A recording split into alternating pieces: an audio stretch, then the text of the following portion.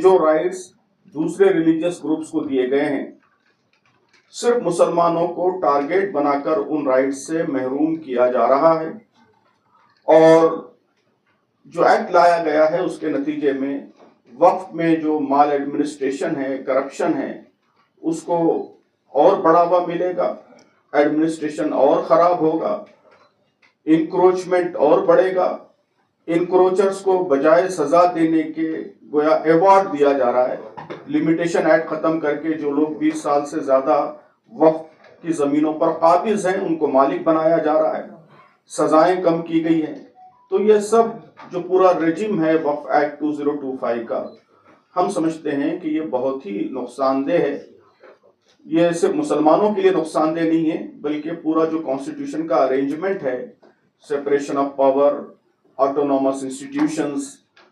یہ جو constitutional values ہیں ان ساری ویلیوز کا وائلیشن ہے۔ تو اس لیے اس کی مخالفت کی جا رہی ہے، ساری اپوزیشن پارٹیز اس کی مخالفت کر رہی ہیں، مسلمان مکمل طور پر ایک زبان ہو کر اس کی مخالفت کر رہے ہیں، اور اس کے علاوہ سول سوسائٹی اور ملک کی آبادی کا بڑا حصہ اس کی مخالفت میں اوپنلی میدان میں آ چکا ہے۔ تو آل انڈیا مسلم پرسنل لا بورڈ اس کے لیے پورے ملک میں ایجیٹیشن کر رہا ہے، جگہ جگہ بڑے پروگرامز کیے جا رہے ہیں، ریلیز کی جا رہی ہیں۔ ابھی 23 اپریل کو پورے ملک میں black out, voluntary black out کے ذریعے گویا پروٹیسٹ کرنے کی کوشش کی گئی، اور آپ نے دیکھا کہ اس کو عوام نے بڑے پیمانے پر سپورٹ کیا، اور اس کے ذریعے گویا حکومت کو یہ میسیج دیا کہ وقف ایکٹ سے متعلق جو مین اسٹیک ہولڈرز ہیں مسلمان، وہ 100% اس ایکٹ کے خلاف ہیں اور اسے ملک کے لیے سخت نقصان دہ سمجھتے ہیں۔ تو جب تک یہ ایکٹ واپس نہیں لیا جائے گا اس وقت تک یہ ایجیٹیشن جاری رہے گا۔ ہم حکومت سے پھر ایک بار پرزور مطالبہ کرتے ہیں کہ اس کالے قانون کو وہ جلد سے جلد واپس لے لے۔ کہ سروے کا ایشو، تو ہم نے حکومت کے اس اعلان کا خیر مقدم کیا ہے، ویلکم کیا ہے۔ یہ بہت ہی پرانا مطالبہ تھا ساری اپوزیشن پارٹیز کا، جماعت نے بھی اس مطالبے کو سپورٹ کیا تھا، پرزور سپورٹ کیا تھا، ہمیشہ سپورٹ کرتی رہی ہے کہ کاسٹ کا سروے کیا جائے تاکہ حقیقی اسٹیٹسٹکس، اعداد و شمار معلوم ہوں،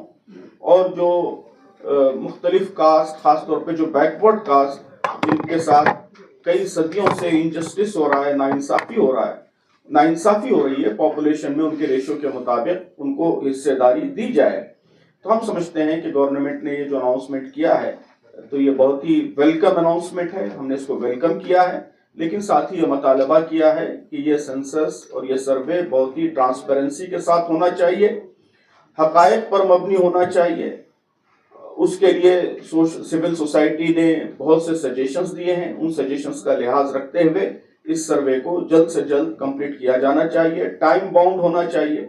اور ہم یہ بھی امید رکھتے ہیں کہ سروے کے بعد جو اسٹیٹسٹکس سامنے آئیں گے، جو نمبر سامنے آئیں گے، اس کی روشنی میں بیکورڈ کاسٹ کے اپلفٹمنٹ کے لیے، ان کو اونچا اٹھانے کے لیے، ان کو افرمیٹیو ایکشن پرووائڈ کرنے کے لیے ضروری اقدامات کیے جائیں گے۔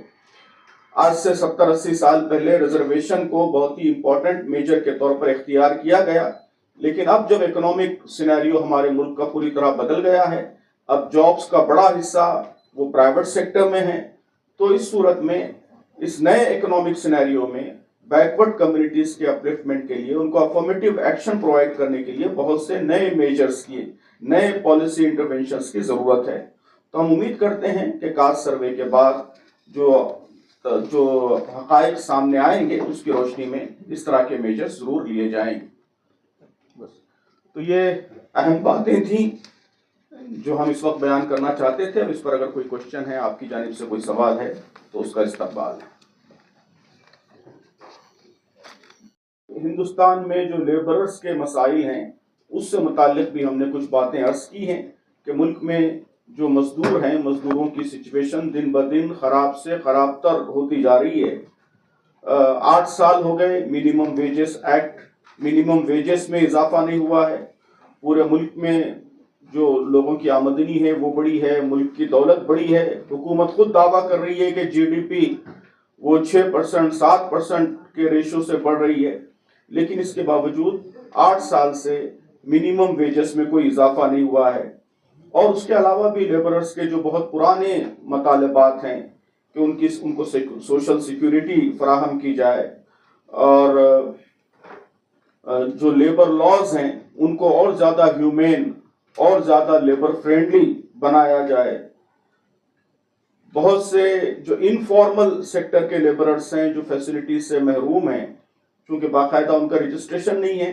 تو اس لیے ان پر بہت سارے قوانین نافذ نہیں ہوتے، تو ان کے رجسٹریشن کا نظام لایا جائے، خاص طور پر ڈومیسٹک ورکرز اور چھوٹے جو مینوفیکچرنگ یونٹس ہیں اس میں کام کرنے والے،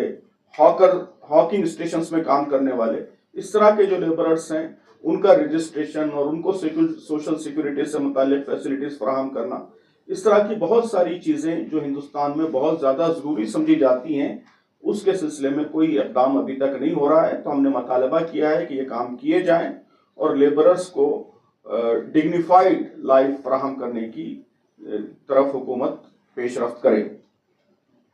چوتھا جو ایشو ہے یہ بھی اس وقت بہت ہی ہاٹ ایشو ہے، کاسٹ سینسس کا ایشو۔ سینسس میں کاسٹ